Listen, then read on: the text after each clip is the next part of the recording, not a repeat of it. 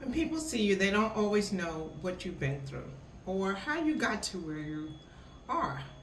So, as I kind of like peruse all around Panama, going to different events, meeting different people, connecting, everyone kind of thinks like, oh, you're retired, you're fully retired. And I always tend to say, no, I'm kind of semi retired because I didn't actually plan to be here. Not At least not right now. I was planning to be here in another 5 years, but here I am. And it's all because, someone said, we don't want your services anymore. We don't like your agency anymore. And so we're going to shut it all down. And in the midst of that, it was pretty chaotic. Here I am, I'm 62 years old, and I've only worked for the government 5 years. So I knew I wasn't going to get any kind of pension from them. And actually, we didn't even know what we were going to get. We didn't know if we were fired, if we were hired. It was just a lot of chaos. The headlines, the misinformation, everything that was just happening just created a very, very chaotic state. But in that chaos, I had to kind of decide, this system looks like it's breaking down. They are dismantling everything. Now, what are you going to do? So I made a choice to pivot, to change my plan from a 5 year plan into a right now plan. Take control of what I could take control of. So my decision to move was based on I needed to take control of my life. I needed to take control of everything that was going around of me instead of allowing someone else to determine what should happen in my life. So my move was not because I had a fat bank account, not because I had a pension that was going to come from the federal government. That wasn't happening since I had less than just barely 5 years. Not because I had this TSP, which is our thrift savings account, which is like 401k, that was just rolling in lots of decimals or lots of commas. No, that wasn't it either. And it wasn't because my savings or investments were just bursting at the seams, begging to be cashed in and spent. It was because I had a lot of confidence in myself. I knew I could figure it out, and I knew I did have a safety net. And so while those numbers that were looking in my account wasn't necessarily probably ideal, it was enough for me to move. It was enough for me to feel confident in my move. And so my financial stability wasn't because everything was perfect. It was because I knew what I had coming in could keep me, and I knew I could build more. I had enough to sustain me and enough that I wanted to invest or do more, I could do that as well. And so the exhaustion of everything that was having around me was enough for me to say, Sable, take a chance on yourself. This would not be your first move. You've moved before. Maybe not under these circumstances, and definitely not at this age. But heck, when are you going to finally take a chance on yourself? And look at your accounts. Check them out. They don't look too bad. They could hold you over. And so the first thing I kind of looked at was I did have a pension because I had worked for a private organization for over 15 years. I had been receiving that pension for, I guess probably now, maybe almost 10 years. But I had always taken that pension and put it into an investment account. So while I was receiving it, I never really lived off of it. And so therefore, that money had already been put away for many years. I also had realized, with the help of one of my friends, that, oh, I'm old enough to get Social Security. And so there is a lot of debate. Should you wait till your full Social Security age at 70? Should you wait till you're 65? But I knew I needed to make a move, and I needed to prove to the country that I was coming into that I had stability in income. And that was one of the requirements. And while I had a private income, a private pension that would have qualified, they weren't excited about that. They were, at least the immigration lawyer wasn't. She was like, don't you have Social Security? It was just a lot easier to file with my Social Security versus filing with my private pension. So I just go ahead and made that decision. And so I had those two areas. And then I also had my portfolio income if I wanted to tap into that, because I had several investments accounts. And so I'm thinking that you're probably the same way. You probably have some money stashed away someplace, and maybe those numbers aren't perfect. So as I was looking at those numbers, I also was asking myself, well, how much would I need to live off of, right? Because I knew where I was moving to, it wasn't going to be at the same cost. I knew that the cost was going to be less. And so therefore, even though I wasn't making the same kind of money I had, I knew that the money that I was going to have coming in was going to be enough. So I want you to think about like the assets that you already have, because that was my next step. So that was the first thing of what money do I have come in, no matter what, every single month, this money is going to come in. No matter what the inflation looks like, no matter what the markets look like, no matter what recession looks like, those two checks are going to show up every single month. And then I looked at what other assets and what other income I had coming in. And in my case, it was rental income. And so that rental income from short-term and long-term rentals that I had coming in was also something that could sustain me. Now, also for the last many years that I had been having that income come in, I have never touched it because I had a full-time job. So I had no need to touch that money, just like my pension money. I didn't have a need to touch it. So every month, though that money was coming in, though I used it to pay the mortgage, I didn't have to use it to supplement my income. So I had that rental income coming in still while I didn't have to touch it. I didn't touch it then, and I had a choice now. Do I want to take something from that rental income to sustain myself, or do I want to continue to do what I have been doing over the last 5 years and just allowing it to accumulate in an account? Having that money also gave me some stability and also gave me some confidence that, hey, you have also this money stashed away. Also with that, I was fortunate because the way I had set my rental up, it was set up in such a way that it continuously had tenants. So I continuously had people coming in, and it allowed me to also go above the market. So think about it for yourself. There's Vrbo, there's Airbnb, there's also room renting. So there's also various ways that you can make money off of your housing.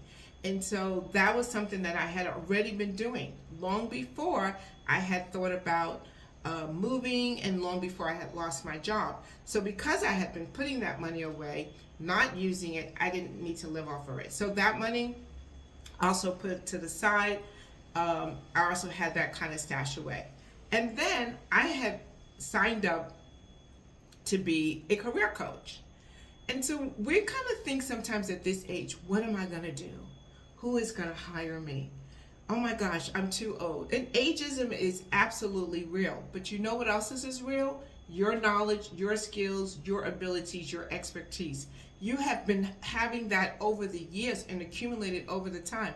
You are not starting from zero. You are starting from a level of knowledge that the market actually wants. You just have to find out who is asking for your information.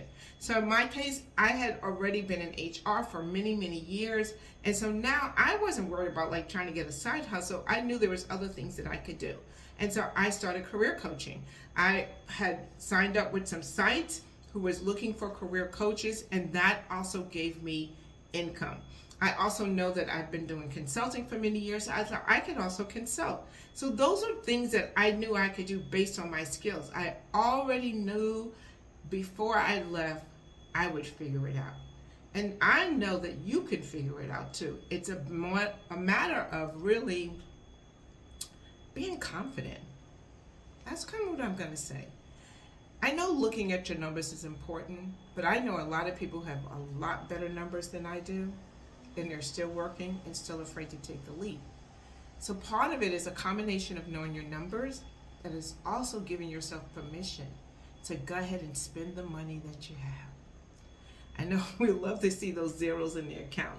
So I just wanted to think about that. So when you're now thinking about work, think about what you can do, what you've always done, because we have a lot to offer.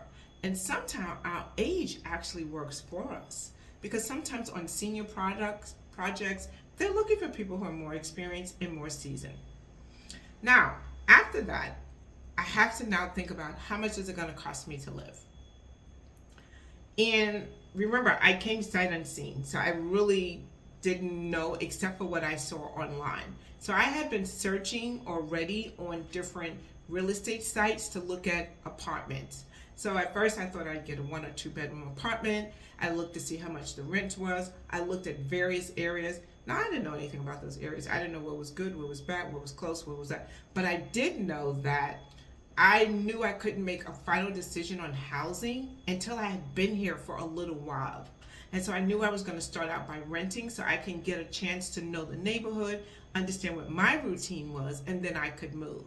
And so when I understood what the rent was, when I looked at what possible income that I was going to have coming in, it allowed me to start thinking about a budget.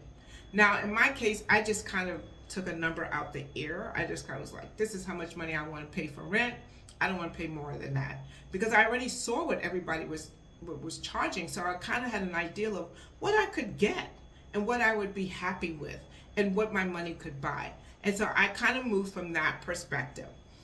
So you do have to really kind of understand what the expenses are so you can actually budget, start budgeting yourself. I also kind of decided how I was going to live.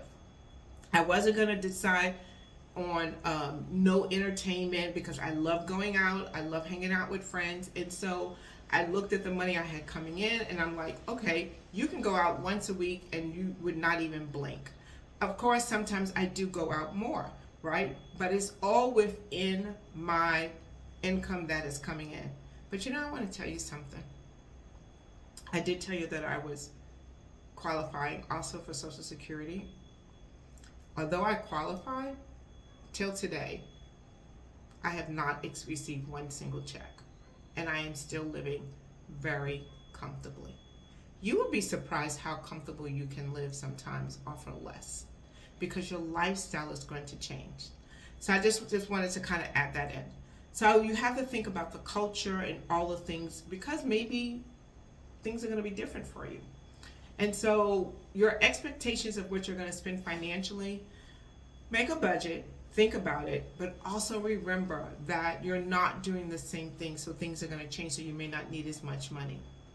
Now, one of the other things that we kind of don't think about when we think about our money story or how money affects us in moving is about the people who we're leaving behind. And so even though we're confident in our money, some of the fears that could get in our way are the fact that we're leaving our aging parents. I have a 90-year-old mom and so I had to make a decision that I want to leave her or bring her. I absolutely wanted to bring her. She absolutely did not want to come. And so that was a little difficult for me. We think sometimes, about our grandchildren. I don't have any, but sometimes we don't want to leave them. So those are sometimes things that we're not really talking about out loud, and we kind of run to the money thing. I don't have enough money when we really do, just because we don't want to leave these people behind. And also sometimes we have financial obligations to some of these family members. Like maybe we were taking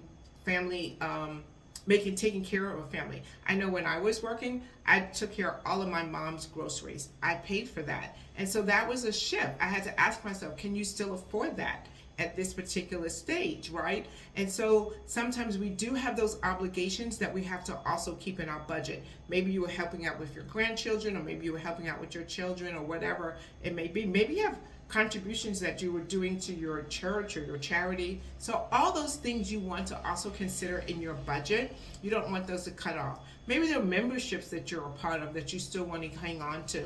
I was a member of a business club. Once I knew I was moving, I cut that off. I didn't need it. They're not in this country. I didn't need to have that expense. So you got to think about, there's a lot of expenses that we're going to probably get rid of because we don't need to have them anymore. And so that was one expense that I was able to drop, and that was a pretty decent expense that I was paying every month. And so don't allow the fear of not knowing how much money you need to stop you from going. I'm pretty sure as you kind of put your numbers together, you will kind of see that you have some money that you didn't even know about. The other thing I want you to kind of think about is how now you can be free with your money. Freedom that comes with this money, because perhaps maybe if you're on your debt to pay, you don't have any debt that you're carrying with you when you move. You're moving debt free. You have income that's coming in. Your cost of living is a lot less. All of those things kind of give you a different kind of feeling when you're going in your place. I think for me, how my money works so much better. I cannot believe how I'm living off of so much less, and I am still living a really good lifestyle. At least I think I am. I go out, I enjoy entertainment, I eat out. I also buy really great food because the food is very fresh, so I'm eating really healthy foods as well. And then I'm learning to also learn more and more about the foods that are here, that are also local to the place, and start to purchase those foods, because also not only are they fresh, enjoyable, but they're also more affordable as well. And so my life for me is a lot easier. I do walks every single Friday, and I have more freedom and time to do that. The other day, I got up at 4 o'clock in the morning to go to the fish market so I can get fresh fish straight off the boat. Was that wild? Absolutely. But I did. It was fun. I met some new friends. They invited me to come to do it, and I did. But that's what the freedom that you get to have when you kind of move and you know your money is flowing. And so we went down there, we bought fish. I bought a whole bunch of shrimp, and I bought a whole bunch of red snapper, because it was so, it was just like really affordable. So I'm just saying, think about all these things that when you have move and you realize that your funds are stretching, it's going to tap some areas you didn't even think about. You're going to have more fun. You're going to enjoy yourself. And just the way I was able to look at those areas where that has given me financial stability, I want you to do the same. I want you to look at your pension, your Social Security. I want you to look at any other mailbox checks that may be available that's coming into you. I want you also to look at any other kind of income that you already have been getting from either side hustles or small businesses or whatever, and look at that income and ask if that money will still be coming in after you move. And then I want you to think about any other kind of costs of expenses that you have that you probably won't have anymore, because simply that you're not a part of those organizations as well. I was also part of a golf organization, and so no longer do I have that membership, because all of these things will help you feel a lot more financially stable, because you will see that you have more money coming in than you even knew about.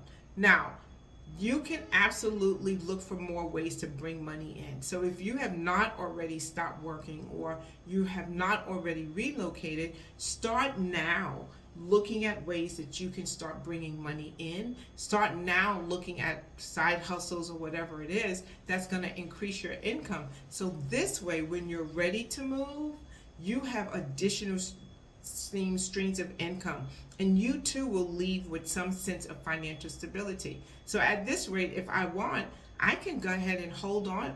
I don't know, should I wait till I'm 70 before I collect my Social Security? What do you think? That is something to think about, because if I've been living this far and this long without it, maybe, just maybe, I really don't need it now. I don't know. So tell me, what are you thinking about to do to make some more money, to make sure that you are financially stable when you relocate? I'm Sable, your bougie girlfriend. Until next time, make sure you're living an elevated life.